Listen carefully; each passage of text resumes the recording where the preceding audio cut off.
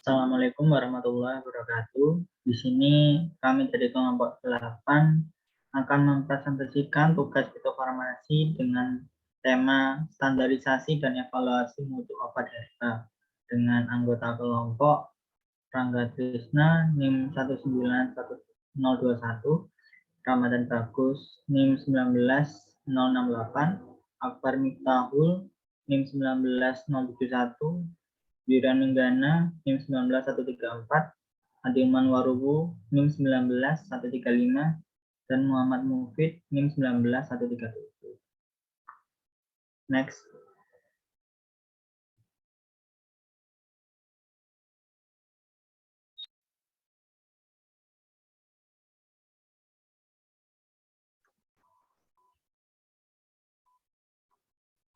Baik, yang pertama adalah pendahuluan dari standarisasi obat herbal.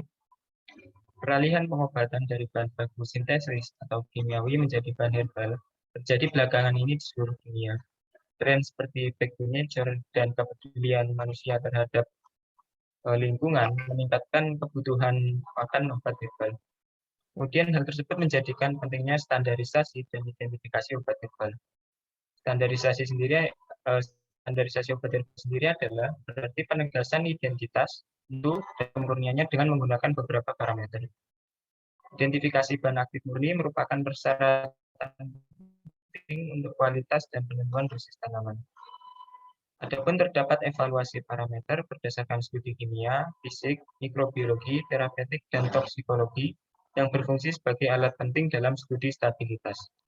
Produk herbal sangat umum digunakan dalam praktek kesehatan yang berbeda-beda atau terapi pengobatan tradisional seperti pengobatan Cina atau traditional Chinese medicine atau TCM, Ayurveda, Unani, naturopati, osteopati, dan homeopati. Next.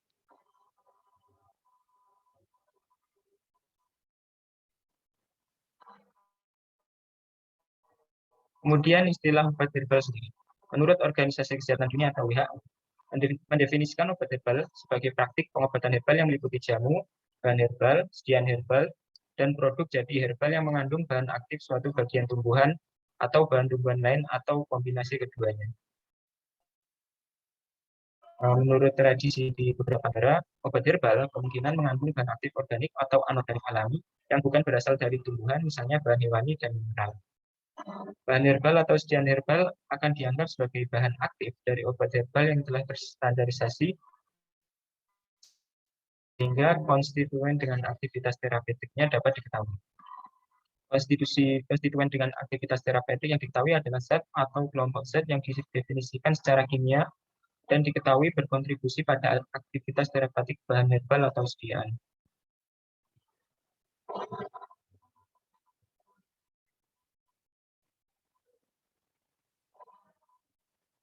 Kemudian jenis obat herbal beserta contohnya.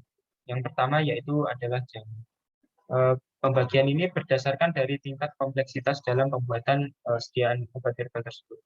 Yang pertama adalah jamu, yakni bahan alam mentah seperti lumut, kerak, alga, jamur, atau tumbuhan tingkat tinggi seperti daun, bunga, buah, biji, batang, kayu, kulit kayu, akar rimpang, atau bagian lain. Kemudian level kedua adalah bahan herbal, seperti jus segar, gum, minyak lemak atau fixed oil, minyak esensial, resin, dan bubuk kering herbal. Jamu dan bahan herbal ini jika disetarakan di Indonesia mungkin adalah seperti sediaan jamu. Kemudian sediaan herbal basis untuk produk herbal jadi dan termasuk bahan herbal simplicia atau ekstrak, tinktur, dan minyak lemak dari bahan herbal. Ini jika distandarkan dalam produk Indonesia mungkin adalah obat herbal berstandar. Kemudian produk herbal jadi yakni sediaan herbal yang dibuat dari suatu atau lebih ramuan herbal. Istilah produk herbal campuran digunakan jika lebih dari satu ramuan digunakan. Mungkin ini jika dikonversi atau distandarisasi dalam Indonesia merupakan jenis produk fitofarmaka. Next.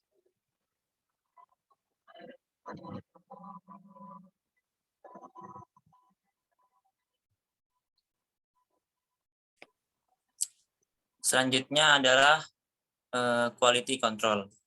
Jadi quality control sendiri itu adalah istilah yang mengacu pada semua proses yang terlibat dalam menentukan kualitas dan validitas suatu produk yang diproduksi itu sama dengan produk secara umum. Quality control sendiri didasarkan dari 3 aspek farmakopea yang penting. Yang pertama yaitu identitas atau keaslian. Jadi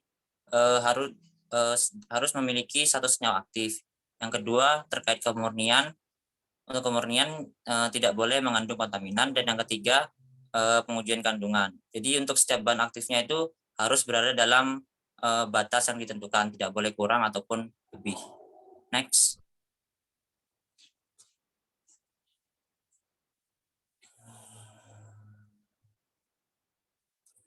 Yang pertama terkait identitas. Identitas sendiri dapat diteliti dengan pemeriksaan secara mikroskopis. Tetapi ada juga uji kimia sederhana seperti uji warna, pengendapan, dan kromatografi. Uji warna, pengendapan, dan kromatografi ini membantu dalam memberikan perbandingan batch ke batch, sedangkan kromatogram dapat digunakan sebagai sidik jari untuk produk yang menunjukkan profil konstituen kimia tanaman herbal umum tertentu seperti flavonoid, alkaloid, dan terpen. Next.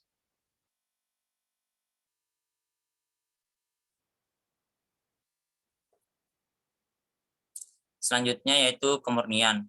Kemurnian sendiri terkait erat dengan penggunaan obat yang aman dan berkaitan dengan parameter seperti nilai abu, kotoran, dan logam berat.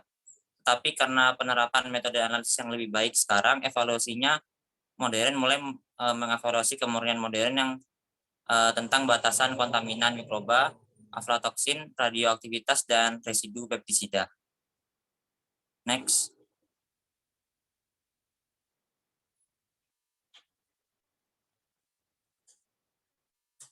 Yang terakhir yaitu pengujian kandungan. Pengujian kandungan merupakan bidang yang sangat sulit untuk dilakukan kontrol kualitas, terutama pada produk herbal yang belum diketahui kandungan aktifnya. Meskipun terkadang penanda dapat digunakan, dalam kasus lain di mana tidak ada konstituen aktif atau penanda yang dapat digunakan untuk obat herbal, persentase bahan yang dapat diekstraksi dengan pelarut dapat digunakan sebagai bentuk pengujian. Bentuk pengujian khusus contohnya penentuan minyak atsiri dengan distilasi uap.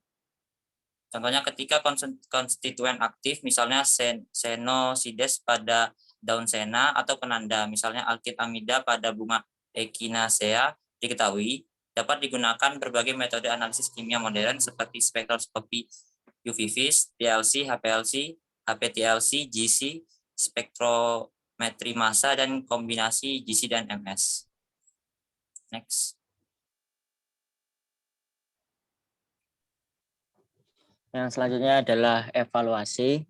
Evaluasi pertama adalah evaluasi fisik. Ini dilakukan dengan menganalisis secara mikroskopis, kemudian dicocokkan dengan monografi untuk dipastikan identitasnya. Selain itu, evaluasi fisik ini juga digunakan untuk tes penyarian awal kotoran.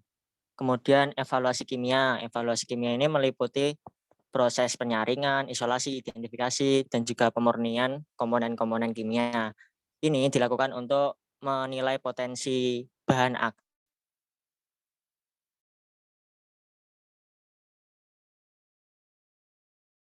Itu hanya ada res,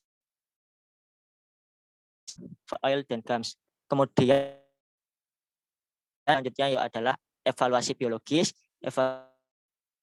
Digunakan untuk menilai aktivitas farmakologi obat. Ini dievaluasi kemudian distandarkan dan diujikan kepada hewan hidup atau organ yang utuh.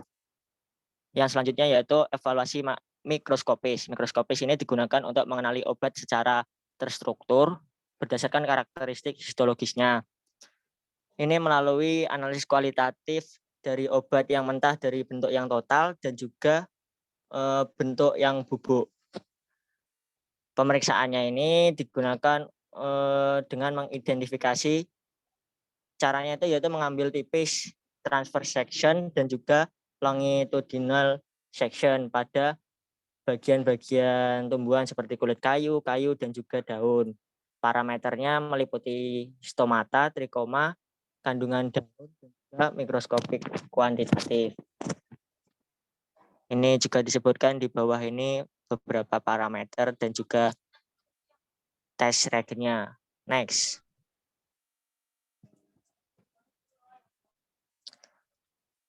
Parameter mikrobiologi meliputi konten lengkap dari jumlah gundukan total yang layak dan juga jumlah total kolifarmakopis. Kemudian studi toksikologi. Studi toksikologi ini untuk memutuskan apakah obat itu perlu dilakukan modifikasi untuk penggunaan klinis atau tidak. Studi toksikologi ini ada 3. Ada toksisitas akut, subakut, dan juga kronis. Yang pertama, toksisitas akut. Tujuan utama dari toksisitas akut ini untuk mengidentifikasi dosis tunggal yang menyebabkan toksisitas yang mengancam jiwa. Jadi ini untuk memperkirakan dosis minimum yang bisa menyebabkan kematian. Biasanya digunakan untuk menentukan LD50 dari bahan obat. Kemudian toksisitas subakut. Ini bertujuan untuk menentukan efek obat pada parameter biokimia dan hematologi darah serta untuk menentukan perubahan histopatologinya. Next. Yang selanjutnya yaitu toksisitas kronis. Ini obat diberikan dalam dosis yang berbeda. Caranya seperti itu, diberikan dalam dosis yang berbeda dalam jangka waktu 90 hari sampai lebih dari 1 tahun untuk menentukan potensi karsinogenik dan juga mutagenik obat. Yang selanjutnya yaitu dilakukan evaluasi tentang standar farmakope. Standar farmakope ini ditentukan dengan menyocokkan itu dengan farmakope yang ada. Itu evaluasinya, pengujiannya meliputi belum meliputi ini total ASA value, heavy metal, kemudian konten moisture, dan juga yang terpaparkan di gambar ini. Kemudian yang selanjutnya yaitu standarisasi obat herbal, yaitu standarisasi untuk menjamin mutu dan efek terapi dalam sediaan herbal. Next.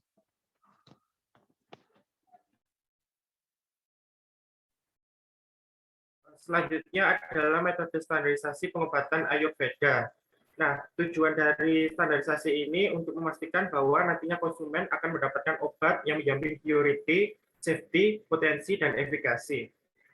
Metode standarisasi pada obat herbal ini bisa digolongkan menjadi 3. Yang pertama itu raw material standardization, yang kedua in process standardization, dan yang ketiga adalah final product. Untuk raw material standardization atau standarisasi bahan mentah, seperti namanya, itu berarti standarisasinya itu dilakukan sebelum bahan-bahan itu dilakukan formulasi. Untuk yang in process standardization, diperlukan prosedur yang rinci jika dilakukan penambahan zat untuk menyesuaikan preparasi dari tanaman. Jika tidak memungkinkan, cukup untuk memastikan kualitas sediaan itu tetap konsisten. Untuk yang final produk jadi itu harus memenuhi persyaratan umum untuk bentuk sediaan. Tujuannya adalah untuk memastikan kelayakan dari produk tersebut. Prosesnya melibatkan program evaluasi seperti evaluasi fisik, kimia, dan biologi menggunakan berbagai metode dan alat analisis. Next. Selanjutnya adalah pedoman WHO. Secara singkat, pedoman yang ditetapkan oleh WHO terkait standarisasi obat dapat dilihat pada skema tersebut. Sebenarnya untuk pedoman WHO tersebut hanya beberapa dari sekian banyak metode standarisasi untuk obat herbal. Di situ ada botanical, physical, biological, dan chemical. Untuk standarisasi botanical itu dibagi lagi menjadi mikroskopik dan ada yang makroskopik. Untuk yang physical itu ada moisture content, extractive value, H value, dan fluorescence analysis. Untuk biological itu ada microbial contamination, pharmacological evaluation, dan toxicology study. Untuk yang chemical itu ada chromatographic study, heavy metal, pesticidal residue, dan microchemical. Next. Selanjutnya yaitu teknik kromatografi. Teknik kromatografi yang pertama yang dapat dilakukan yaitu kromatografi lapis tipis, yaitu dengan KLT bersifat semi kuantitatif, analisis semi kuantitatif, kemudian dapat digunakan untuk banyak jenis sampel herbal, kemudian pengoperasiannya mudah, dalam satu kali proses evaluasi atau sekali running itu dapat menotolkan lebih dari 30 sampel yang berbeda. Kemudian yang diukur yaitu nilai RF-nya atau retardansi faktor, yaitu seberapa jauh noda itu muncul dalam lempeng. Kemudian pelarut yang dapat digunakan yaitu menyesuaikan polaritas dari bahan, yaitu bisa mulai dari hidrokarbon yang jenuh sampai ke asam atau alkohol, kemudian bisa alkana, heksana, toluena, kemudian bisa sampai juga di alkohol, tergantung polaritasnya. Biasanya lempengnya itu bersifat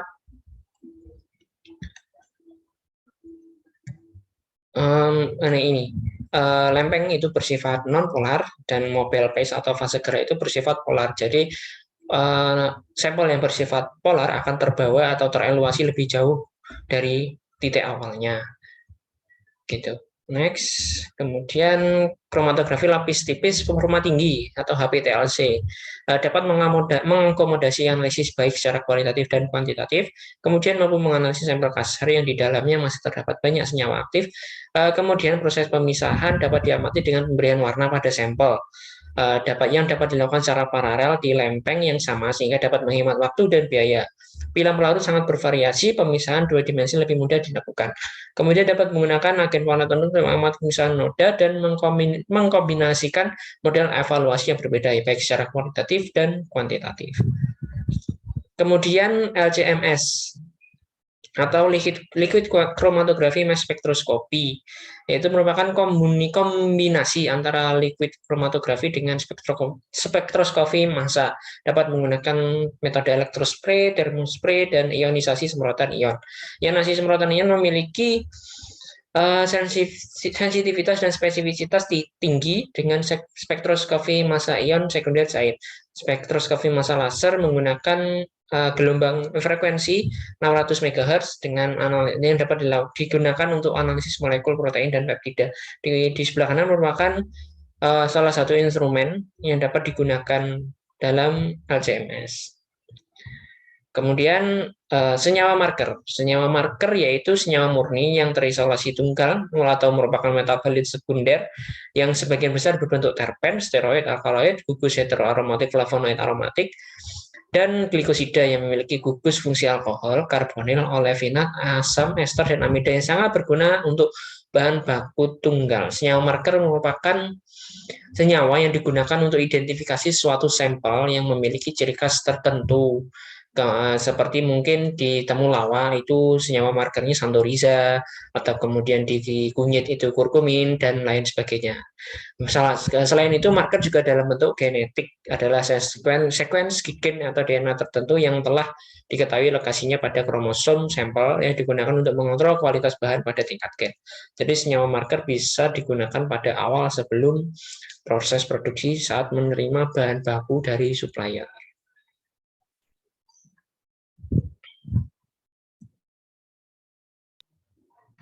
Untuk kesimpulan pada jurnal dengan judul standarisasi dan evaluasi untuk obat herbal ini, yaitu dengan berkembangnya industri pengobatan herbal tradisional, maka hal ini akan mendorong perusahaan besar untuk memenuhi kebutuhan standarisasi yang lebih maju. Pada teknik analisisnya, lanjutannya yaitu berfungsi sebagai alat yang cepat dan spesifik dalam penelitian obat herbal. Kontrol kualitas produk herbal juga bisa berfungsi untuk mempengaruhi faktor yang berbeda seperti residu pestisida, kandungan racun, kontaminasi logam berat, praktek pertanian yang baik, GAP, dan manufaktur yang baik. Next.